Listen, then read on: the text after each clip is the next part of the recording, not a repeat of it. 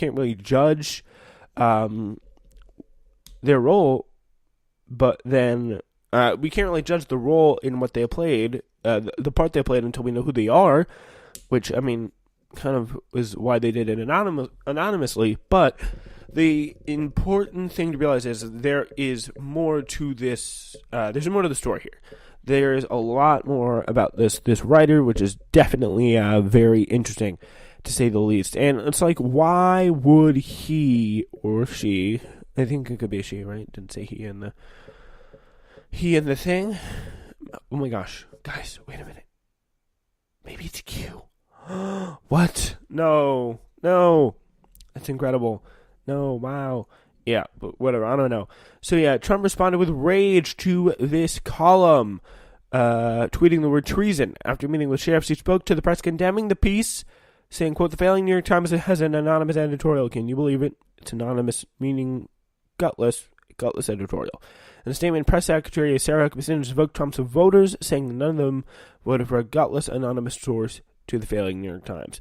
Now, the Washington Post has followed up this spectacular disaster story with featuring a more anonymous sources from the White House that describing the desperate attempts to search the op-ed editor.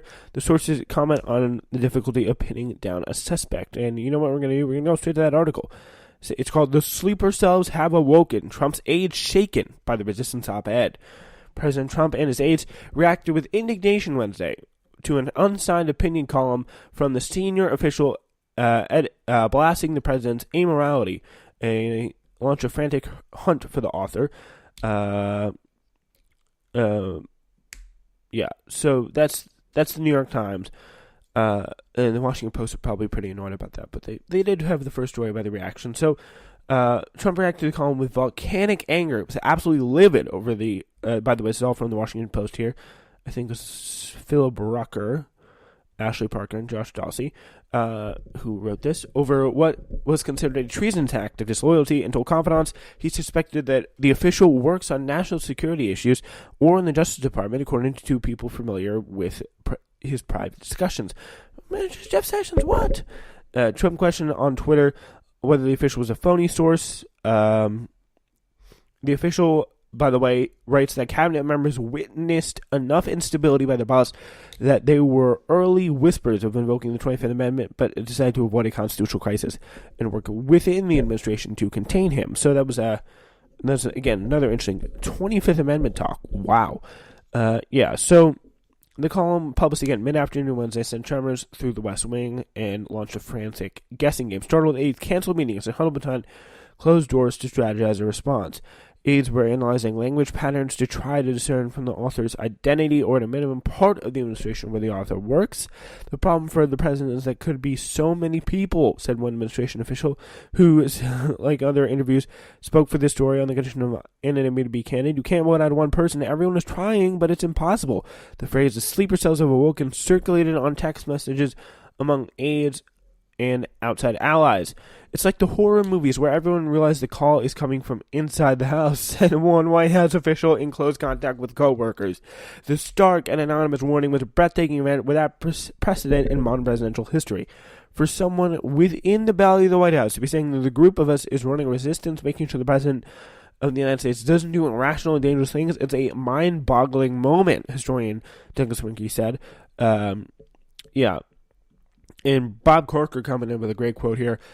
He's told reporters, "This is what all of us has understood to be the situation from day one. That's why I think it's all of us encourage the good people around the president, wink, wink, wink, to stay."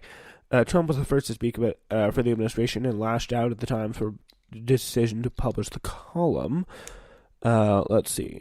And then he tweeted a single word, treason, quote unquote. In the New York Times column, the official writes about the late Senator John McCain in heroic terms, describing him as a lodestar for restoring honor to public life and international dialogue. This invocation angered Trump, who, in his private talks with advisors and friends, expressed particular dismay because he had long viewed McCain as a personal enemy, according to people familiar with the president's thinking. The column reignited Trump's frustration with last week's remembrances of McCain and the widespread adulation of his life. The president was already feeling especially vulnerable in a deep sense of paranoia, in the words of one confidant, after his devastating portrayal in Woodward's book. He was upset that so many in his orbit seemed to have spoken with a veteran, Washington Post investigative journalist, and he had begun peppering staffers with questions about who Woodward's sources were. Trump had already felt that he had a dwindling circle of people whom he could trust, a senior administration official said. He said he could only trust his children. White House press secretary also denounced it. Let's see, and then her statement continued with the devastating last quote, "This coward should do the right thing and resign," referring to the author of the op-ed. These were immediate calls. There were immediate calls from Trump critics for the author to step forward and share more information with the public, including perhaps testifying before Congress about Trump's fitness for office, which I think would be interesting enough to explore. Because, like, should they have actually done the 25th Amendment? I think there's definitely a case to be made. Because this guy, like, a lot of people don't understand. This guy's insane. Like, have you seen the way he talks? Okay? Have you seen the way he talks? Just for a start. Like, if we actually dug back and played some records here, and looked at some tape, I think it'd be very, very interesting to see, like, would you not want to look in the 25th Amendment about some of the stuff he's done here? Yeah, so one aide, for example, suggested a staffer seeking glory and secretly hoping to get caught, while another mused the official was likely a low-level staffer in a peripheral agency. Others wondered aloud what constituted a senior official to the Trump administration, which is actually a pretty good point there. And I mean, for the New York Times' sake, you better hope it was senior. Times editorial page editor James Bennett declined to provide further information about the writer's position or identity, but said the newspaper received a column before the news about Woodward's book broke Tuesday. So, I mean, chief of staff, my guess is John Kelly, but that could be a little bit high, but I don't know. Yeah, so, yeah, the outing of the op-ed's author is virtually inevitable, according to forensic linguists who work in both academia and private industry, figuring authors of anonymous text in lawsuits and plagiarism cases and historical puzzles. So, yeah, the good news is the linguists are already on it. So, yeah, that's a good sign here. We got support. All right, we're done talking about this. Again, this definitely has a lot of sides to it, and it's worth following. We will definitely stay on this story for you. All right, now we turn to more Washington news with Brett Kavanaugh's confirmation hearings dragged on endlessly today, and aside from a few exciting outbursts from protesters, not much happened, but an exchange between Kamala Harris and Brett Kavanaugh brought some real tension to the proceedings. Judge, have you ever discussed Special Counsel Mueller or his investigation with anyone? Well, it's in the news every day. Have you discussed it with anyone? With other judges, I know. Have you discussed Mueller or his investigation with anyone at Kasowitz, Benson, and Torres, the law firm founded by Mark Kasowitz, President Trump's personal lawyer? Be sure about your answer, sir. Well, I'm not remembering, but if you have something you want to... Are you certain you've not had a conversation with anyone at that law firm? Kasowitz, Benson, and Torres, which is the law firm founded by Mark Kasowitz, who is President Trump's personal lawyer. Have you had any conversation about Robert Mueller or his investigation with anyone at that firm? Yes or no? Well, is there a person you're talking about? I'm asking you a very direct question, yes or no? I need to know I'm not sure I know everyone who works at that law firm. I don't think you need to. I think you need to know who you talked with. Who'd you talk to? I don't think I'm not remembering, but I'm happy to be refreshed, or if you want to tell me who you're thinking of who works. Are you saying that with all that you remember, you have an impeccable memory? You've been speaking for almost 8 hours, I think more, with this committee about all sorts of things you remember. Yeah. How can you not remember whether or not you had a conversation about Robert Mueller or his investigation with anyone at that law firm? This investigation has only been going on for so long, sir. So right, please I'm not answer sure. The question. I'm just trying to think. Do I know anyone who works at that firm? I might know. Have you had? That's not my question. My question is, have you had a conversation with anyone at that firm about that investigation? It's a really specific question. I would like to know the person you're thinking of, because what if there's... I think you're thinking of someone and you don't want to tell us. Ooh, you heard the laughter in that room. They're on it. She's on to something. Harris seemed to imply that she knew about a conversation that Kavanaugh had with someone working at Trump's law firm about the Mueller probe. Kavanaugh appeared caught off guard by the question and tried to weasel his way out of replying before Senator Mike Lee interrupted with an objection. This town's full of law firms. Law firms are full of people, and law firms have lots of names. And there are lots of people who work at a lot of law firms, Lee said helpfully, before a protester yelled from the back of the room, in turn interrupting and pretty much summing up this hearing in a nutshell, frankly. That's kind of what it was. It was protesters, it was Democratic questioning, it was pretty tough, and then Republican ass covering of Brett Kavanaugh. So, yeah. Harris seemed to be aware of it, pretty much a specific incident, but not willing to name the person or conversation she was referring to, preferring to press Kavanaugh on his memory of the alleged event, saying, quote, "Be sure about your answer." And about the same time, that gave me chills. And just be sure about you're going to want to be sure about your answer, sweetie. Yeah.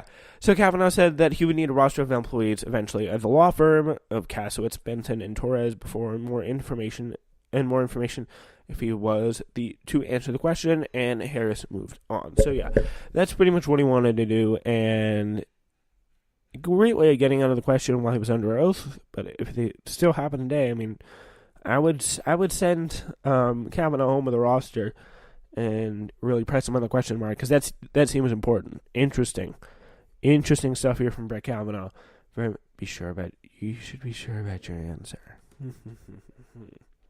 Would you now? All right, so yeah, very interesting stuff there. Now we get to what is our last story. You know what, we're going to do this quick. So yeah, Bernie Sanders, he introduced a bill today that culminates weeks of feuding with the Vermont Senator and Amazon, a company who he views as an indicative of a rigged economy that rewards the rich and harms workers, which is pretty sad, like, for him, because there has not really been much talk about it, which I think there really should have been, because he's doing a great job about this. At least in the media anyway, although Amazon has responded.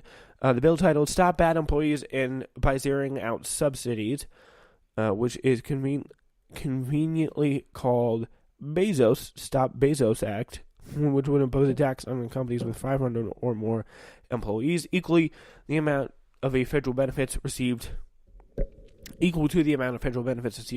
by their low-wage workers. Essentially, they would force large profitable firms to pay into welfare programs that amount they're getting for free, that they're currently getting for free from the federal government. Supporting the necessity for such legislation, Sanders cited familiar research from the Institute of Local Self-Reliance reporting the prevalence of Amazon workers enrolled in the Federal Supplemental Nutrition Assistance Program, which is food stamp, SNAP, as well as anecdotes shared by current and former Amazon workers on Sanders' own website. Ro Khanna has supported it so far, and that seems to be very interesting. Pretty much what it's making it do is it's making Amazon kind of pay into those welfare systems that are paying their workers, because as we know now, a lot of Amazon's workers are currently on minimum wage. So they're being paid very low amounts of money, but they're still, of course, qualifying for food stamps. Like, that's how little they're getting. They're still qualifying for food stamps, which is crazy. Yeah, it's a very interesting bill, and we would really like to hopefully see it pass. So good job out of Ro Khanna there to putting that up there for a possible stop, and riding for his guy Bernie Sanders there, which is cool. So yeah, now we get to our last story of the day. And we did kind of squeeze it out a little bit. So in a scene more appropriate for a college bar at a last call than the halls of the Senate on Wednesday morning, InfoWars conspiracy grifter Alex Jones and Republican Senator/conventional grifter Marco Rubio clash in a bizarre alpha male chess beating contest replete with sophomore insults and threats of violence, as Rafi Schwartz again reports of Splinter. Yeah. Let's take a look at some of it.